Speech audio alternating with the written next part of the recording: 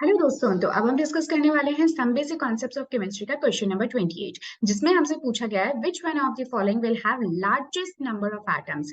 यहाँ पे हमें कोई चार ऑप्शंस गिवन हैं, जिसमें कि 1 ग्राम गोल्ड, 1 ग्राम सोडियम, 1 ग्राम लीथियम और 1 ग्राम क्लोरीन। तो आप एक चीज नोटिस करो कि सबका जो मास है वो फिक्स्ड है, चारों ही केसेस में 1 ग्राम। और आपको अलग अलग स्पीशीज गिवन है और ये पूछा गया है कि कौन से वाले केस में ज्यादा नंबर ऑफ एटम्स प्रेजेंट होंगे। तो आप इसको बहुत सिंपली इस तरह से समझ सकते हो कि लेट्स से कि मेरे पास दो बॉक्सेस हैं ऑफ द सेम साइज, और उसके अंदर अब हमें क्या डालना है कि उसके अंदर हमें कुछ पत्थर डालने हैं।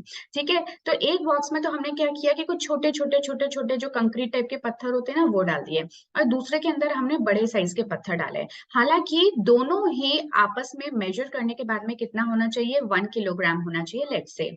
तो मतलब जितने भी पत्थर यहाँ पे आपस में मिलके बन रहे हैं, they are having the weight of 1 kg, और इन दोनों पत्थरों का भी आपस में मिलके 1 kg वेट है। अब अगर आपसे ये पूछा जाए कि किस केस में कौन से बॉक्स में ज्यादा नंबर ऑफ पत्थर हैं, तो बड़ा सिंपल है। आप कहोगे क्योंकि ये जो पत्थर है इनका मास कम था, तो इस वजह से ज्यादा नंबर ऑफ ये पेबल्स जो है एक दूसरे के साथ इकट्ठे हो सके in order to make 1 kg। तो हम कहेंगे ज्यादा इसके अंदर है। तो एग्जैक्टली यही चीज आपको यहाँ पे भी फॉलो करनी है। सबके लिए जो मास है वो देखो फिक्स है, 1 ग्राम 1 ग्राम 1 ग्राम, एग्जैक्टली उसी तरह से जैसे कि हमने वहां पे 1 kg को फिक्स किया था। अब हमारे पास जो स्पीशीज है वो अलग अलग है, एक में गोल्ड है, सोडियम, लिथियम और क्लोरीन। तो आपको क्या करना होगा, आपको इनके मोलर मासेस बताने होंगे। तो मोलर मास की अगर हम गोल्ड की बात करें, सो दैट इज 197। एक एटॉमिक मास यूनिट में लिख रही हूँ बिकॉज हम एक एटम की मास की बात कर रहे हैं।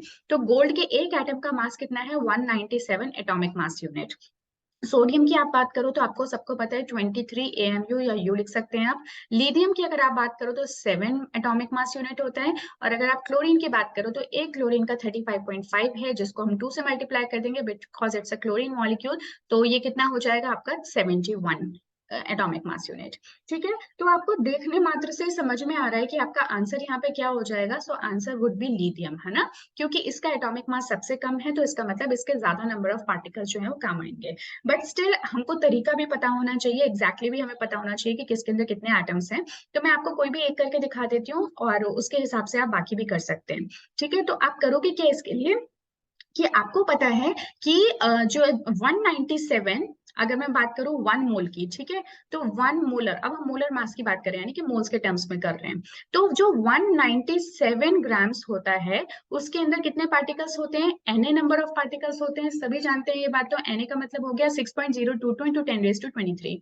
Na क्या होता है, ये होता है Avogadro's constant which is equal to 6.022 into 10⁻23। यहाँ पे हम एटम्स या मॉलिक्यूल्स लिख देते हैं क्योंकि यही हमारे पार्टिकल्स हैं। ठीक है, तो अगर गोल्ड के केस में कहो तो हम एटम्स लिख देंगे ऑफ गोल्ड एटम्स। तो 197 ग्राम के अंदर इतने नंबर ऑफ पार्टिकल्स प्रेजेंट होते हैं गोल्ड के। ठीक है, लेकिन हमें कितना मास गिवन है, हमें सिर्फ 1 ग्राम गिवन है। तो देखो इसके लिए क्या हो जाएगा, तो ये हो जाएगा आपका Na/197। ठीक है, अब इनको आप आपस में डिवाइड कर लो, जब आप इसको डिवाइड करोगे तो आपको कुछ नंबर ऑफ पार्टिकल्स मिल जाएंगे। एग्जैक्टली इसी तरह से अगर मैं सोडियम की बात करूं तो सोडियम के केस में कितना हो जाएगा, जो 1 ग्राम ऑफ सोडियम है, ठीक है, सोडियम, ये कितना हो जाएगा Na/23। थर्ड केस में अगर आप बात करो तो ये हो जाएगा 1 gram of lithium which is equal to Na/7। और जो फोर्थ केस है उसमें कितना हो जाएगा, 1 ग्राम Cl2 जो मॉलिक्यूल है, that would be equal to Na/71। आप सभी जानते हो कि अगर डिनोमिनेटर की वैल्यू कम होगी तो जो ओवरऑल वैल्यू है वो क्या हो जाएगी, इंक्रीज हो जाएगी। तो जिस भी केस में आपका डिनोमिनेटर लीस्ट है, that will have highest value of total number of atoms. ये जो भी कुछ हम निकाल रहे हैं ना, टोटल नंबर ऑफ एटम्स हैं। तो इस केस में अगर हम बात करें लिथियम के केस में, तो हमें सबसे ज्यादा नंबर ऑफ एटम्स मिलेंगे because you can see it's denominator is the least. ठीक है, आप चाहे तो उसको सॉल्व करके भी देख सकते हो, बट जैसे कि मैंने कहा ये क्वेश्चन बिल्कुल ओरली किया जा सकता था, and you can see your answers from here. ठीक है, यहाँ पे ये सारी वैल्यूज जो है आपको गिवन है, so you can also match your answers from here. So yes, this was all for this particular video. Next video में मिलेंगे एक नए क्वेश्चन के साथ में। Till then take care, good bye.